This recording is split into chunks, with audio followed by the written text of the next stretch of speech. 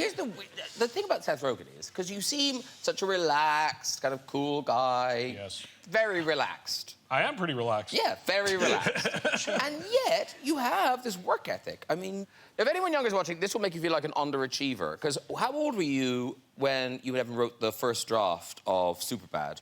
We were like 14 when we finished the first draft, I think. 14 or 15. Losers! It didn't get made till 10 years after that, but we wrote it in high school instead That's incredible. I'm sure everyone who didn't write a script probably hooked up with more girls than I did. It all equals out in the end. But you were doing stand-up at that age, weren't you? Yeah, I started stand-up when I was 13, and what did you talk about? I talked about 13-year-old stuff. I talked about, like, trying to touch boobs and stuff like that. Like, when I first started doing it, I told kind of normal jokes, and then another comedian came up to me and was like, "You're the only 13-year-old doing stand-up. Like, you can talk about stuff no one else can talk about." And I think that was like the first moment where I was like, oh, we should write about what we're going through. So, like, all my friends are having kids and not being able to party anymore. So that's like what Neighbors is about. Like, we really look for what we're experiencing, you know? You are the new member of the Zoolander gang. Were you a fan of the original? Did you know the original? Yeah, I knew it, and I was a huge fan of it. I'm one of those people that memorized the dialogue, and I've seen it like 6, 7 times. So when he called me, I had no idea they were gonna do the sequel. So I was so happy because I wanted to see it, and then on top of that, I was gonna be in it, so... That's handy. You made money out of it. Your parents... No, your parents, it's lovely. They're very supportive. They are. I think we've got a picture of your mom, Sandy. That's my mom. Mom Sandy. Now, is she Mrs. Rogen? She is, yeah. Mrs. Rogen. Mrs. Sandy Rogen. Yeah. And now this is cool. Like, what a cool mother she is. Because you tweeted a link to a video you did. You tweeted this thing, want to know how to roll a joint? Let me teach you. You did do this. I taught people how to roll joints. It's community service, technically, so yeah. You care too much. Exactly, and it knocked a few hours off my sentence, so that... And very sweetly, Mrs. Rogen, your mom, tweeted this. That's so great. So proud of your great abilities.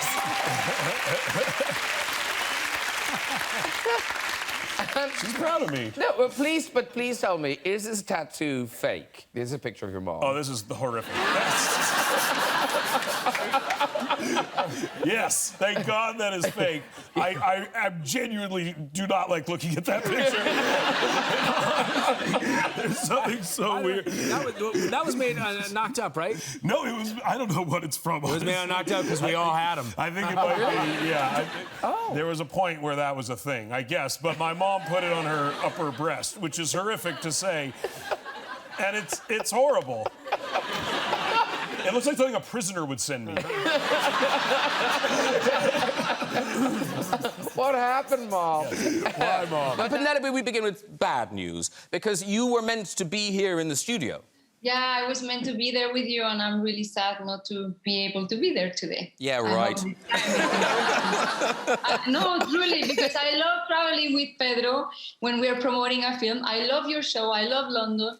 It was going to be a short, nice, fun trip, but wasn't possible. Oh, well, well, it's lovely you're here in Zoomland. That's terrific. But there is disappointment among the guests. James, I know you were looking forward to meeting Penelope again. I nearly left. This is why I was here. To smell you. Just to be near you. Yeah. But you have met before. We've met a couple of times, yes. Yeah, I remember we met at the BAFTA. Yes, we did. I was very excited to see you. I was presenting the Best Actress award, and of course you won it, because you're the Best Actress. And, she won, really? Yeah, she won. And don't look so surprised, Pedro. And you probably directed her, because you've done, like, 90% of her film. And as she came towards me, she went, I am so glad that it is you.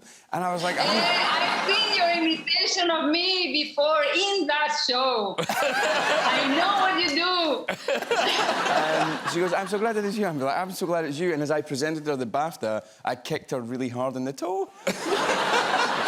No, I don't remember that You part. don't? No, but I promise you, next time I see you, I will be able to do your accent and I will imitate you. Okay. I love it. And do it brilliantly or do it badly. I'll love it either way. I must say, we've got a picture of you backstage at the BAFTAs, and just look at James here.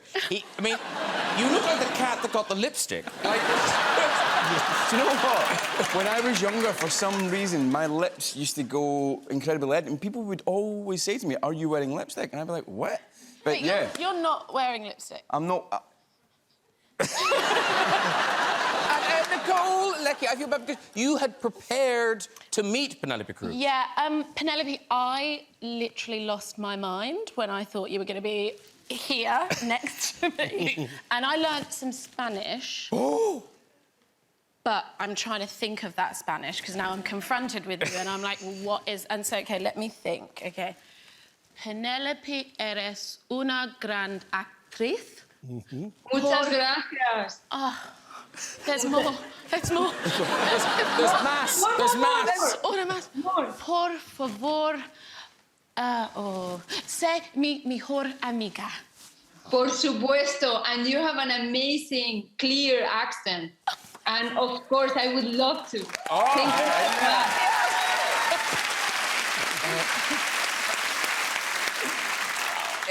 What did you ask her, by the way?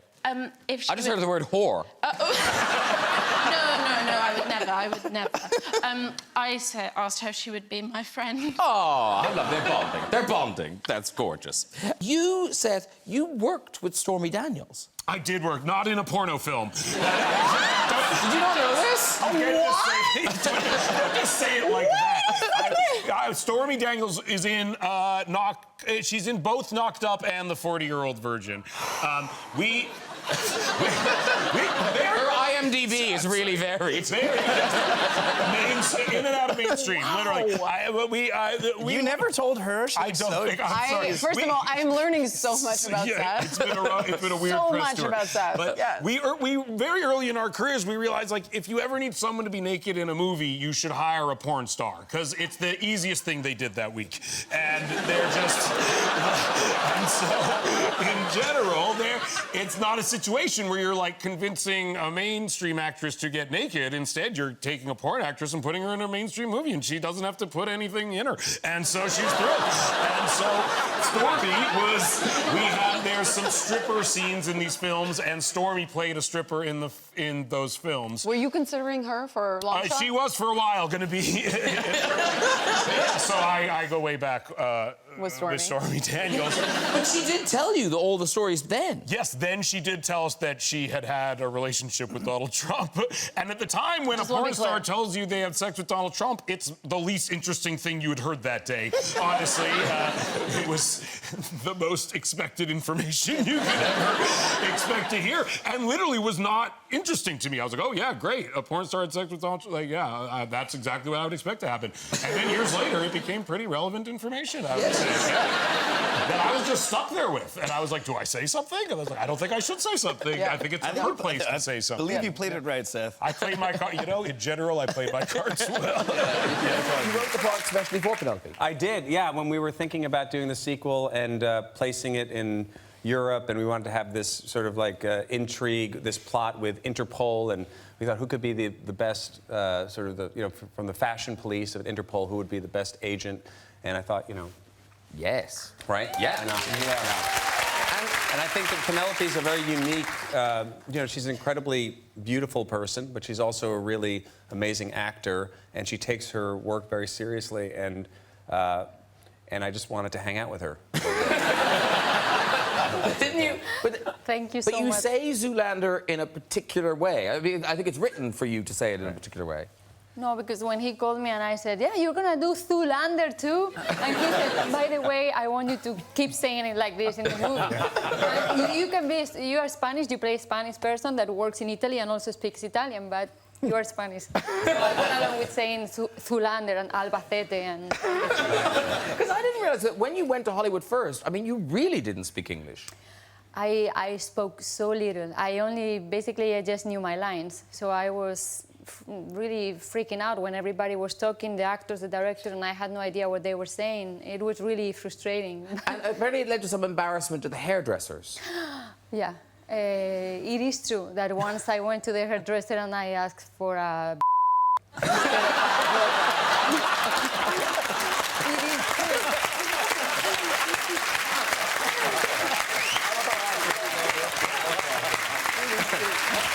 They were thinking, wow, he is so convincing. I've done that too.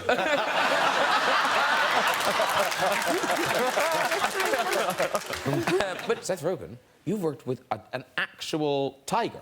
I did, yeah. But like a real tiger, or like A real tiger, yeah. It was very counterintuitive, I'll be honest. Yeah, I made a movie called The Interview that almost started a war. You might have heard of it. That must have been the oddest time for you. It was a horrible experience, Yeah. yes. It's bad to be blamed for almost starting a war. It's not fun. Yeah. Yeah, it's super weird. You know, I mean, no, because you must be just getting on with your life and kind of, hey, we made a silly comedy and Yeah. like, And then the president was talking about it. Yeah. A lot. Yeah. It was really bizarre. I had personal security, and then one day they just went away. I was like, I guess I'm safe now. Yeah, but there was a tiger. In your house and everything. Well, the studio provided the filmmakers with security in case someone from North Korea was going to kill us, I guess. And then literally one day, they were just gone. And we didn't get no one. And I called everyone else. I was like, "Is your guy still there?" They're like, "No, my guy's gone." And I was like, "Maybe this is it. This is the attack." But it wasn't. The studio one just didn't rang want to pay for security anymore. And So deemed no one that- rang you to say, By they're the way, leaving? yeah, no, it was literally just one morning I came out, I was like, hey, yeah, oh no, he's not there anymore. Yeah, and I thought maybe a North Korean had taken him out. But no, instead Sony just didn't want to pay for him anymore. But yeah, it was a weird experience. But part of the weirdness was you actually wrote a scene. Yeah. You wrote this. Yes. With a real tiger. I wrote, yes, and we thought we'd be able to use visual effects like in Life of Pi and have a computer-generated tiger, and then we realized that we had no money, and so we had to get a real tiger from Toronto. I asked the guy. nicer tiger. I actually asked the guy where the tiger came from, and he said he got it from a stripper, which is crazy. That's quite the act. It was quite. That's what I said. It's a hard to stripper tip, and a though. tiger. Yeah, exactly. And don't touch her. And the tiger trainer, God bless him, if you were to make a list of things you did not want to hear a tiger trainer say, he systematically ticked every single thing on that list. He would be like, well, we'd be like, is it safe? He'd be like, well, they are killing machines, you know. Okay, that's cool. And he's like, so we were like, is this gonna be okay to shoot? He's like, yeah. You don't plan on shooting this at night, do you? And we're like, yeah, it's at night. He's like, well, they hunt at night. So, and we're like, is it more dangerous at night? And he's like, it's around 30 to 40% more dangerous. And we're like, 30 to 40% more than what? Like, what's our baseline tiger level of danger? He's like, as long as it's not in a big open space. And we're like, it is in a big open space. And then we were just like, should we not do this? Like, should we just not do it? And there was, I'm not joking, 15 seconds of silence. And he goes, no, we can do it. And then the trainer's son, who was 18 years old, was the guy who was training it. And because we were like, why is your 18-year-old son doing it? He's like, he has a much better relationship with the tiger. And there was one moment where he got in a fight with his dad while they're holding the tiger. And he's really like, shut up, Dad, I'm doing this. And we're just like, there's a tiger here. No one got killed by the tiger. Hooray! Happy ending. Penelope, your mother, talking of children, your mother, what did she run? Was it a hair salon or a beauty salon? Yeah, beauty salon. Yeah, actually, that was like my first acting school because I would sit in front of the women and my mother pretending to be doing my homework, but behind my books, I was just spying and observing all these women confessing to my mother their secrets. And it was fascinating for me, their behavior. And I don't know, I really consider it my first acting school. But you got skills as well. I mean, you do hair, don't you? I tried to cut everybody's hair. Anyone who let me, I would cut their hair. Or Penelope, you can cut my hair. Have you ever done Pedro's? No. no, he doesn't let me. Why did you let her cut your hair? Because the last time she cut it, it looked like this. Lionel Blair cut. But is it true your good friend Salma Hayek, you do her hair? No, I am very close to her. One time she called me and said, the lights are off in my house, and also the makeup artist and the hairdresser cannot come, and I have a premiere in 2 hours. So come and do it in the dark. So I had to put candles, do the hair, the makeup. She was happy with the result. So. But also, you do beauty treatments, not just haircuts. You do treatments. Oh, that's because you know that I washed her legs once when we were in Mexico. Yes. Is there video evidence of this, or you washed her legs once? I mean, you don't do that. And if you know how to do it, you do it to your friends. Do you know what I'm saying? Yeah. I know how to do it, so I'm going to do it to my friend. Yeah. Help a sister out. Yeah. I don't want to turn the audience against Seth, but you, in the past, have been a bad neighbour, haven't you?